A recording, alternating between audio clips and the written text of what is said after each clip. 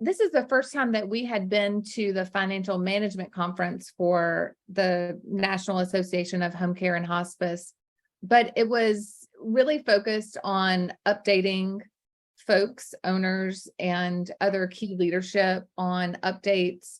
They did a lot of conversation, although I wasn't involved in a lot of them, on the Medicare Advantage updates, and then as you probably know, the cuts that are being proposed. Yeah. So I have an article that I can share with you in the chat, or I can email it after this call, but it was just a recap from McKnight's on the proposed, rate cuts. And really the theme of the conference, Susan, was don't freak out, just double down. A lot of conversation and investing in your staff and planning for innovation. So my top takeaways were conversation around value-based care. So I think that's been a buzzword as of late, and it connects over to another buzzword of social determinants of health, and how, public health initiatives, the government, and other entities that are collaborating, including CMS, right? They're really pushing for value-based care.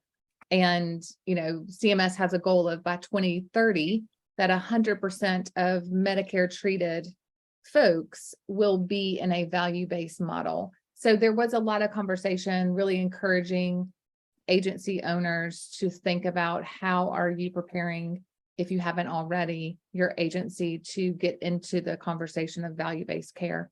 Let me ask you this question. Was it mostly about CMS and Medicare? Because we're not a Medicare agency, so maybe it doesn't even pertain to me. Yeah, it wasn't all about it. I think that was some of it because of the news as of late, Right. of what's swirling from the government down, and how the NAHC organization is involved in all of those conversations and advocating for the industry in general.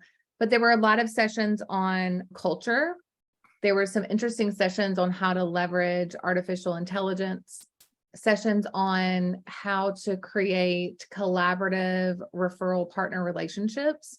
So kind of conversation of to stay in the game, if you will, of really thinking strategically around how are you aligning yourself with potential partners in your local area. So really the notion that, in-home care is really the original way that we cared for people, right? Doctors used to visit homes, right, until we transitioned to this more institutional type model of care.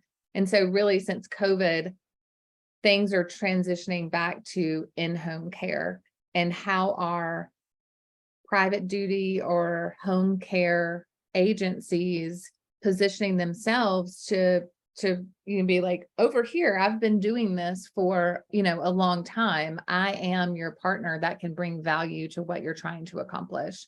And all of that was connected to some sessions around, if you're not already, making sure that you're tracking data, and data that's connected to outcomes that people care about.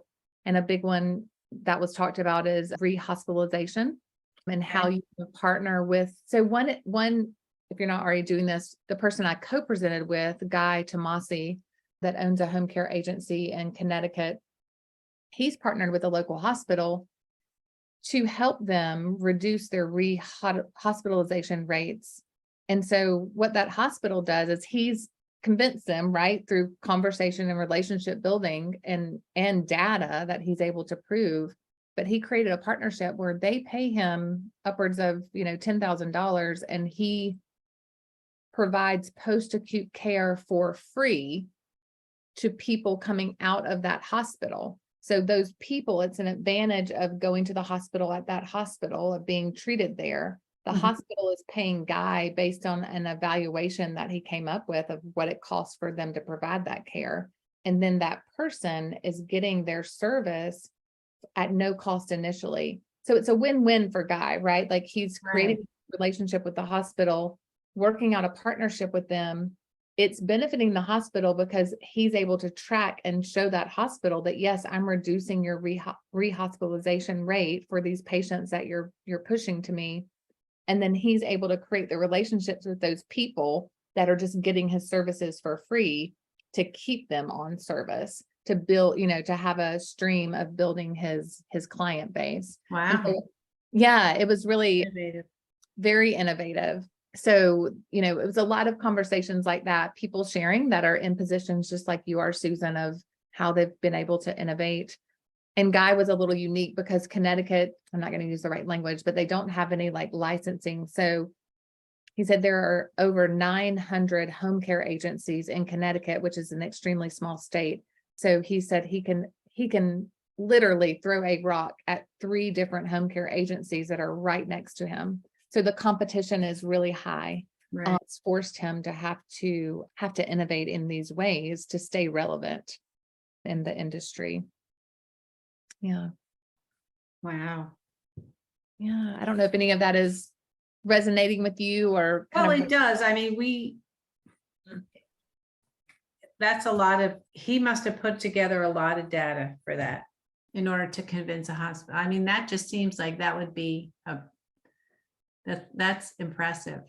What's interesting, and I'm happy to connect you with Guy, Susan, and you can talk to him. He offered that up to folks that were in our session where we co-presented. And what was interesting as part of his presentation said, a lot of people think that you've got to have so much data that you drown yourself and your employees in collecting data, and you can't care for your patients. Or like, how do we do both? And he said he did make that mistake that, when he, first was thinking in these ways and trying to get these partnerships and relationships started, that he did think that, like he was just asking his clinicians and other staff to collect so much data. And they came to him and said, we cannot, like, why? Like, why are we collecting all of this? Which really made him think, okay, what is most important to collect?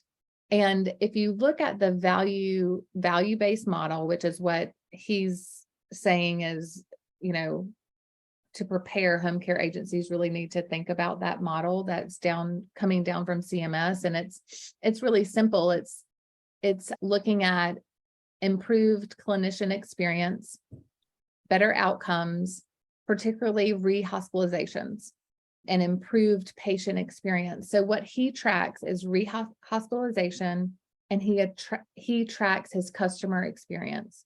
So his client and his families, those are the 2 things that he tracks and dedicates. He might track a couple of other things, but that's what he's really focused on. Right. And that's the data he's coming to the table with. It's just those 2 data points.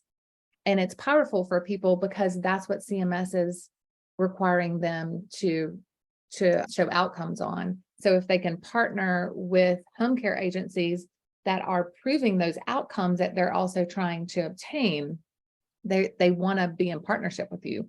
They want to hear what you have to say if you have that data. Yeah. So that's how I would encourage you if you're not already thinking about that. So I would imagine that if value-based model, that's something I could look, there's a write-up on it on the CMS website. There is, and I can look for some links or ask Guy or send you these slides that he shared during the presentation. So I'll be sure to send you a follow-up note, Susan, with some of these resources. Sure. Yeah. What was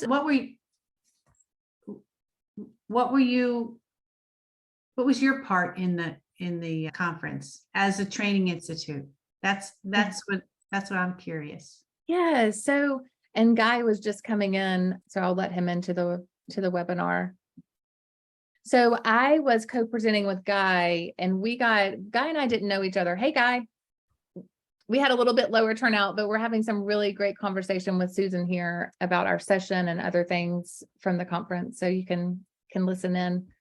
So Guy and I didn't know each other before we were paired to co-present at this conference. And as we were having conversation, and what Guy was wanting to share with folks really dovetailed nicely with the work that we do, Susan, at AGE-u-cate Training Institute. So what I talked about with the group after Guy shared this great way he's been innovating within his organization is I really tried to help the crowd think about what are some low-hanging fruit that you have to get started? And one of the biggest things that we all have to do within the industry is offer training and education. You're offering that because you just want to provide good quality care, right? And you have to train your staff to do that. And there are a lot of state regulations that some agencies, depending on where you are and who you're serving, have to offer. So I came in to really help people think about, how are you leveraging that education and training? Are you thinking about, does the education and training that I'm offering to my staff, does it connect in with outcomes that I want to deliver, with data that I want to track, rather than the reverse of, I'm checking the state regulation box or some other guideline, and then I'm trying to get these outcomes? Like, how are you leveraging what you're teaching your employees and training them on to really drive what you're trying to accomplish, to have conversations with partners out there? And then thinking about, it's kind of like a 2-for-1. So you've got this education and training that you're offering internally to your staff. How are you using that to create relationships within your local communities? So you can also be a value add to referral partners and other entities that you're trying to create partnerships with, by offering them something when you're creating that relationship. And one thing that you can offer them is education. And so when you go and offer the hospital staff of discharge planners or nurses, you can offer them the same training that you're offering your staff, that shows them the quality of what you're delivering to your care staff. And it eases into that conversation, and let me show you the outcomes that we're able to get based on our staff knowing this that I just offered to you. So it really helps you, take a need that you have, which is to always connect in with your staff, retain them by helping them grow, helping them learn, making sure that you are delivering quality of what you say you're going to do, which requires you to educate and train your staff on that, to then pull that thread all the way through to referral partnerships. And in the middle there too, on that journey, is your families, which connects to your client experience, your customer experience, Right. of families and their loved ones feel supported by you, maybe beyond the care that you're offering, right? The relationship that you're building with them as well. So that's kind of how I came into the conversation, and then helping to educate on the value of experiential learning and how that really helps you get the best return on online learning that you might be investing in, or other ways that you're engaging with folks. As in Dementia Live, like that? Yeah, that's right. Okay. So yeah, we did a mini demo of Dementia Live, just to give an example of, here's an example of how you could really make dementia a niche of how you're caring. Like the hospitalization rate for dementia is 17.8%, which is higher than non-related dementia diagnosis, which is at 14.5%. So if you're really focusing on that, then helping people living with dementia and really going in to track that rehospitalization for that group that you care for could be important. So yeah, we did a little demo of Dementia Live, and then helping people think about experiential training. You can do it with anything that you're focused on. So I know Guy talked about COPD. They have a high hospital readmission rate. So you're thinking about, what are you trying to specialize in, or what do you really want to make sure your care staff are really educated on, and then go find a partner that offers some really good engaging training that doesn't just educate me on the skills, but educates me or allows me to develop the empathy. So I want to develop the skills. More holistic care. Yep, in that. that's right. Yeah. That's exactly a slide that Guy had, and what he talked about is, holistic care. That's what in-home care is. It's holistic care. Right. Yeah. Okay. Well, that sounds like that was interesting. That was an interesting presentation that you guys did. Yeah, it really was. I think Guy and I could have stood up there and talked for the whole conference duration. We got real energized. We kind of ran out of time for some of the things that we wanted to share with folks, but all in all, it was a really great session.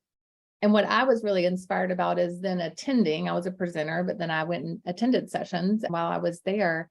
And really things that Guy and I talked about, you could hear woven into conversations of other sessions.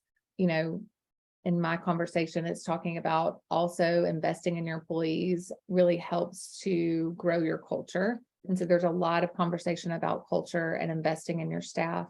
So yeah, it was a good time. You should look into the conference next year, Susan, if you're not already connected with the NAHC Association. Yeah. Okay.